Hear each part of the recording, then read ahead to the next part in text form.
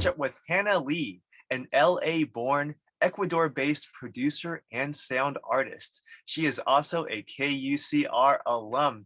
Great to see you, Hannah. Yay. It's been a while. It's wonderful to see you too. It has been a while, too long. Yeah. So you've been working on a lot of music, exploring a lot of different sounds, and you have a music release coming up. Can you tell us a little bit about that? Yeah, on the 18th of February, I'm releasing, well, the 18th and the 25th, I'm releasing a collaboration with a Colombian gaita player, which is like I didn't know what this instrument was before. It's like a long, kind of like a flute, but you play it and there's a bulb on top, and it's traditional like Colombian Caribbean instrument.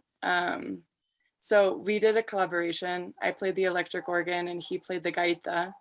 And so on the 18th, one version of that half-hour recording is being released. And then on the 25th, the second version is being released on the like Ecuadorian, Colombian, Mexican ambient label Tambien. Oh, wow, sweet. So how did you link up with the other musician? Well, the first time I went to Colombia, I think I just met him randomly at some event, or he was performing, and then later I met him, and then we became friends. And then I went back to Colombia, like a year later, already with this like recorded thing. I had it in my mind, like there needs to be an ambient recording of someone playing the gaita. So yeah, then when I was in Bogota, like almost a year ago, we recorded, and then there was this editing process and blah blah blah. But yeah. Cool, cool.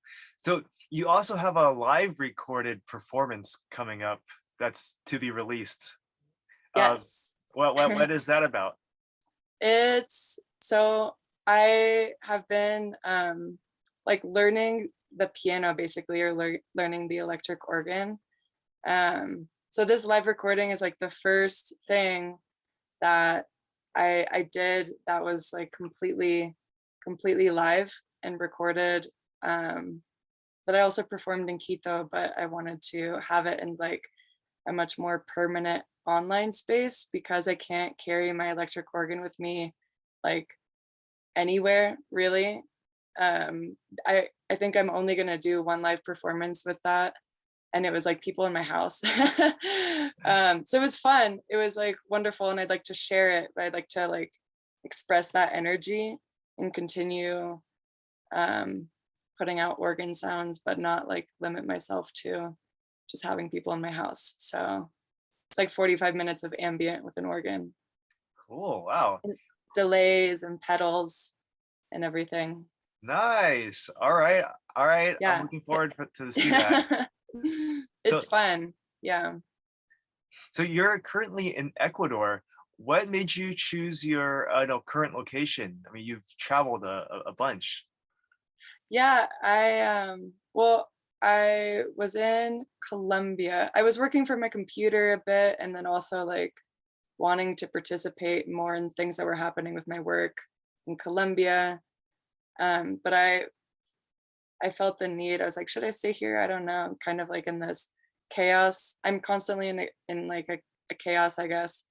Nothing has really changed, but coming to Ecuador was like I was able to sleep in Hmm. Quito. It was like a place where I felt really at peace. Um, the the music in Quito obviously interests me. I think there's a bit more interest in like ambient or experimental music or sound art, and the food is amazing. There's so many different types of um like whole grain or complete carbs.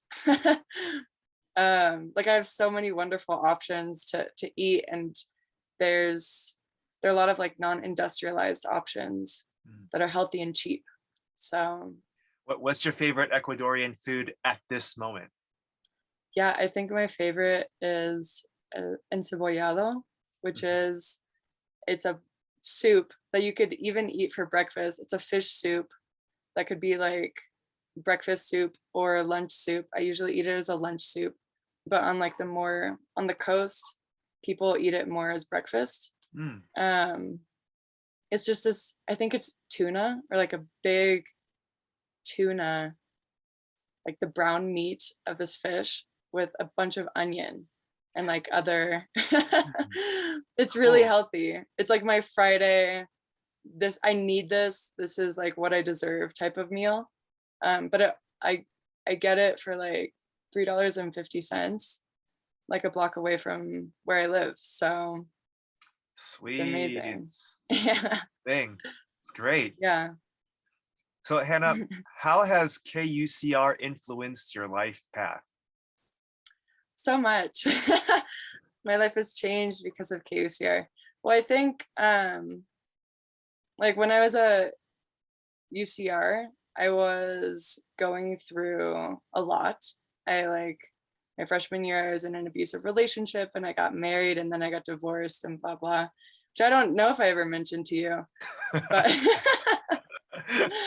but like literally I started at KUCR right after my divorce at 19 years old.